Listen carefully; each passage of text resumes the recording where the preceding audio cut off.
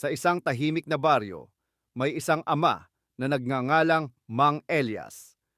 Isa siyang simpleng mekaniko. Hindi siya mayaman, pero kilala siya bilang mabuting ama. Mayroon siyang isang anak na lalaki, si Daniel. Isang araw, habang naglalakad sila pauwi, napansin ni Daniel ang malaking bahay ng kanilang kapitbahay. Tay, tanong niya, bakit wala tayong ganyang kalaking bahay? Ngumiti si Mang Elias. Anak, sagot niya, hindi laki ng bahay ang sukatan ng yaman. Hindi na umimik si Daniel, pero may tanong pa rin sa puso niya. Kinabukasan, binigyan ni Mang Elias si Daniel ng maliit na halaman.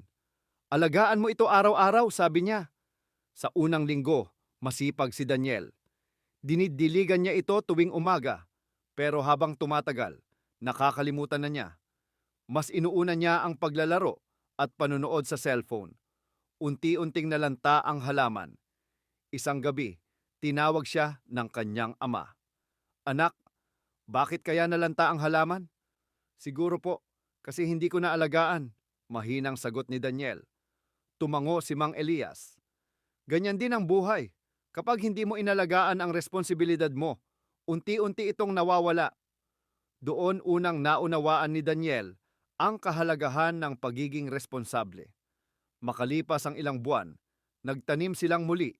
Ngayon ay isang maliit na puno. Mas naging maingat si Daniel. Araw-araw niya itong dinidiligan. Ngunit isang malakas na bagyo ang dumating. Kinabukasan, nakita nilang baluktot ang puno. Nalungkot si Daniel. Tay, sayang lang pala ang pagod ko. Umupo sa tabi niya si Mang Elias. Hindi nasusukat ang tagumpay sa kung ilang beses kang hindi natumba, sabi niya. Nasusukat ito sa kung ilang beses kang bumangon. Magkasama nilang itinuwid ang puno at nilagyan ng suporta. Doon natutunan ni Daniel ang pasensya at pagtitiyaga. Lumipas ang mga taon.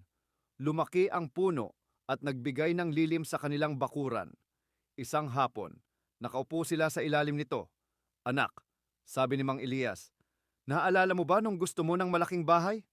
Opo, tay. Mas mahalaga kaysa malaking bahay ang malaking puso. Mas mahalaga kaysa maraming pera ang mabuting pangalan. Mas mahalaga kaysa kaginhawaan ang mabuting karakter. Napatingin si Daniel sa punong minsan niyang muntik pabayaan. Tay, sabi niya, ito po ba ang tunay na yaman? Ngumiti ang kanyang ama. Oo, anak. Ang taong may disiplina, respeto, pasensya at kabutihan, kahit saan dalhin ang buhay, hindi kailanman magiging mahirap. Ang pagiging magulang ay hindi lamang pagbibigay ng kailangan ng anak. Dahil ang pinakamagandang pamana ng magulang ay hindi bahay, hindi pera, kundi mabuting karakter. At kapag ang anak ay lumaking may tamang values, siya naman ang magiging punong magbibigay ng lilim sa susunod na henerasyon.